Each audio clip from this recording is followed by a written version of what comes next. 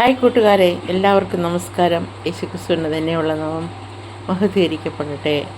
അപ്പോൾ ഇന്ന് ഞാനൊരു ബൈബിൾ ക്വസ്റ്റിൻ്റെ ആൻസറുമായിട്ടാണ് വന്നിരിക്കുന്നത്. ഞാൻ ഇന്നലെ ചോദിച്ചിരുന്നു, യാക്കോബിന് ഇസ്രായേൽ എന്ന പേര് എങ്ങനെ കിട്ടി? അപ്പോൾ യാക്കോബ് ലാബാൻ്റെ അടുക്കൽ നിന്നും ഭാര്യമാരെ ലേയയും റാഹേലിനെയും കൂട്ടിക്കൊണ്ട് വൃദ്ധഭവനത്തേക്ക് പോവുകയാണ്. ആ സമയത്ത് ഉയ്യോ എന്ന ഒരു കടന്നു. ആ കടവെന്ന് പറയുന്നത് 2 ഭാര്യമാരെയും 11 പുത്രന്മാരെയും അക്കരയ്ക്കാക്കി കടവ് നിന്നിട്ട് ഒറ്റയ്ക്ക് കുറേ നേരം അവിടെ ഇരുന്നു. അപ്പോൾ ഒരു പുരുഷനുമായിട്ട് മൽപ്പിടുത്തം നടന്ന് യാക്കോബായിട്ട് ജയിക്കുകയില്ലെന്ന് കണ്ടപ്പോൾ അവൻ്റെ തുടയുടെ ഒരു ഭാഗത്ത് തൊട്ടു. അവൻ്റെ തുട ഉളുക്കിപ്പോയി. അപ്പോൾ അവനോട് അപ്പോൾ ഒരു ദൂതനായിരുന്നു, ദൈവത്തിൻ്റെ ദൂതനായിരുന്നു. പറഞ്ഞു, എന്നെ വിടുക, ഉഷസ്തുതിച്ചിരിക്കുന്നുവല്ലോ എന്ന് പറഞ്ഞു. നീ എന്നെ അനുഗ്രഹിച്ചില്ല, ഞാൻ നിന്നെ വിടുകയില്ല എന്ന് പറഞ്ഞു.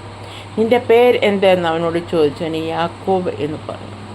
അപ്പോൾ ദൂതൻ പറഞ്ഞു, ഇനി യാക്കോബല്ല നിൻ്റെ പേര് ഇസ്രായേൽ എന്നാണ് എന്ന് പറഞ്ഞു. അപ്പോൾ നിൻ്റെ പേര് യാക്കോബ് എന്നല്ല, ഇനി തൊട്ട് നിൻ്റെ പേര് ഇസ്രായേൽ എന്നാണ് എന്ന് പറഞ്ഞു.